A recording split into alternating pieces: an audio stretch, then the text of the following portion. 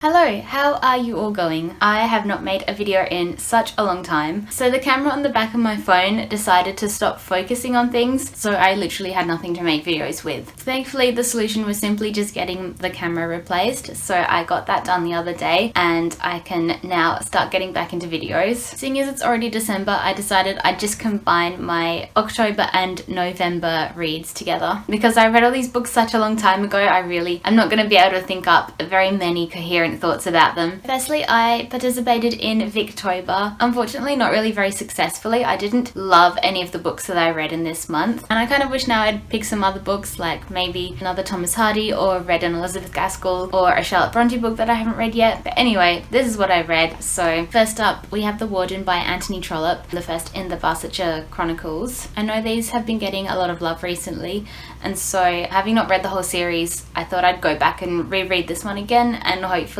continue on with the series. I'm aware most people consider this one not a favourite from Anthony Trollope. I read this as a teenager after watching the TV series, The Usual Story from me, if you've been following my videos for a while. And I don't remember hating it back then, but then I guess I had the TV show fresh in my mind. This I just found weirdly repetitive for such a short book. It's only 158 pages in this edition, and even then there wasn't really enough content to fill that much space. I did enjoy the characters though. I thought they were really well drawn. Basically what Trollope is talking about is ideas between the power of the church and radicals who want to fight against that power, and the main character in this book is stuck somewhere in between, in that he is a member of the church but he also genuinely desires to do good in the world, and when he discovers that he potentially has been taking some inheritance accidentally away from the group of old men that he is the warden to, he is genuinely distraught by it. So I wouldn't say it's unentertaining, and it definitely gets better as it goes along, but yeah, maybe I just wasn't in the mood at the time. I'm so glad I read it because I do want to move on to the next book in the series. The next book I read from the library, and it was Lady Audley's Secret by Mary Elizabeth Bradden. This one is a sensationalist novel which basically follows around the nephew of this very wealthy old English family, and the patriarch in the family marries this young woman, and then the nephew's friend mysteriously disappears, and the nephew believes that there is a connection between the young woman that his uncle married and his friend's disappearance. That is the basic plot. It's the kind of book that very much relies on the secret from the title of the book being really good, and it definitely was not a good enough twist to really be worth reading the whole thing.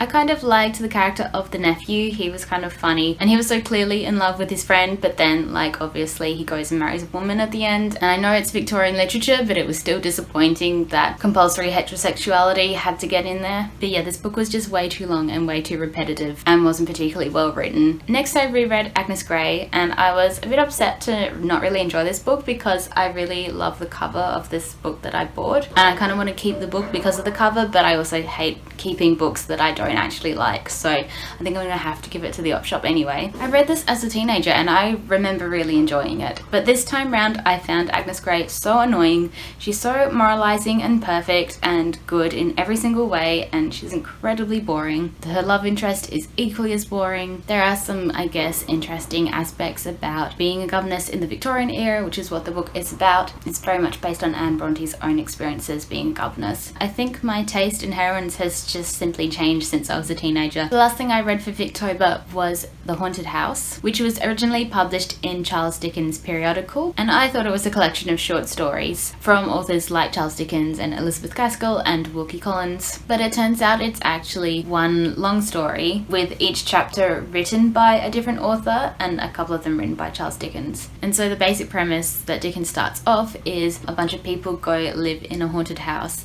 and then they all get together and tell the stories of the ghosts that are in the rooms that they're staying in. At least I think that's what was going on. I really did love Dickens' chapters. It's reminded me how much I love his writing style and how much he can make me laugh. His characterizations are hilarious, though a little sexist at times, which is unfortunate. I can't even remember which ones I enjoyed now. There were a couple of other authors that I thought were okay. I really hated the Wilkie Collins chapter. I think I skipped that one. I actually cannot stand his writing, and yeah, I think there may have been some other chapters that I skipped because I got a bit bored. My sister actually got me this for Christmas 2 years ago, so I'm glad I finally got around to reading it. but again, it is another one to go to the op shop. So for November, I did actually read a non-fiction book for Non-Fiction November. I just coincidentally got this book out of the library and then realised it was Non-Fiction November. This was Sex, Power, Money by Sara Pascoe. I read her first non-fiction book, Animal, I think a couple of years ago, and I absolutely loved it. It was a whole book about the science behind why humans have sex, why we have relationships, that kind of thing. And this book was continuing on in that theme, but talking about the ways that sex is related to power and money in regards to gender especially, and particularly in regards to pornography and sex work. This book I ended up not enjoying as much as her first book. I thought it was just as well researched. She very clearly does so much research, but throughout the entire book, Sara is trying to consolidate her distaste for women who are obliged to work in pornography and sex work with the ideas that she's been researching about the fact that for some women, sex work and pornography can be a great form of work for them and a form of freedom because it can give them so much more money than other jobs, for example. That's a very simplified way of explaining it. Sara's own back and forth with herself did not feel very inclusive for me as a reader. I felt like I was kind of watching her having an argument with herself, and I didn't feel like I was particularly learning anything. I also think the book didn't have as good a structure as Animal and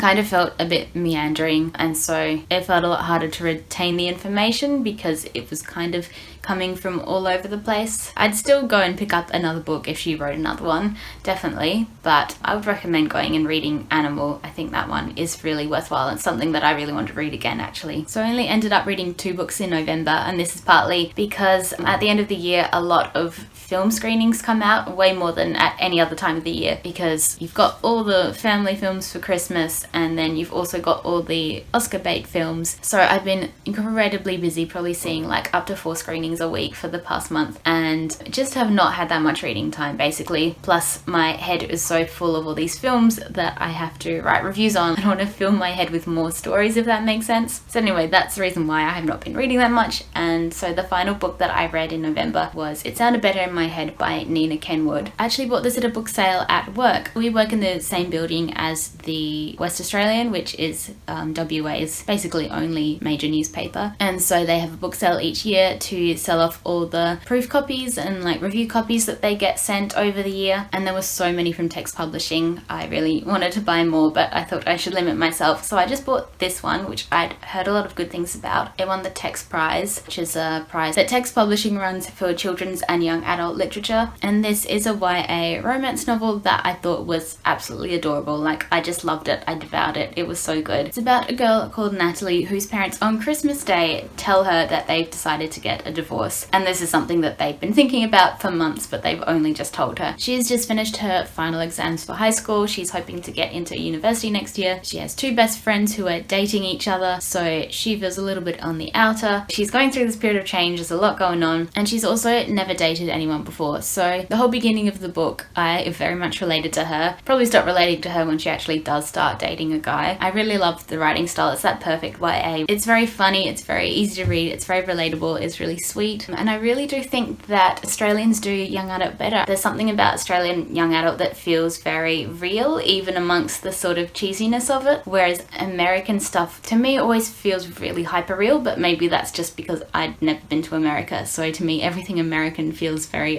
Hollywood for some reason. I would really highly recommend it. It's just like the sweetest, nicest book. So let me know below if you have read any of those books. I will hopefully get back to making more videos in the new year. Doesn't look like I'll have too much to talk about reading wise in regards to December either, so I probably will make just a short December wrap up and then let you know some of my plans for my channel next year. And then of course we will have the much anticipated top 10 books of the year, or however many books I decide to include on my favorites of the year list. I hope you're doing really well. I hope you're having a lovely holiday season, and I will see you soon. Bye!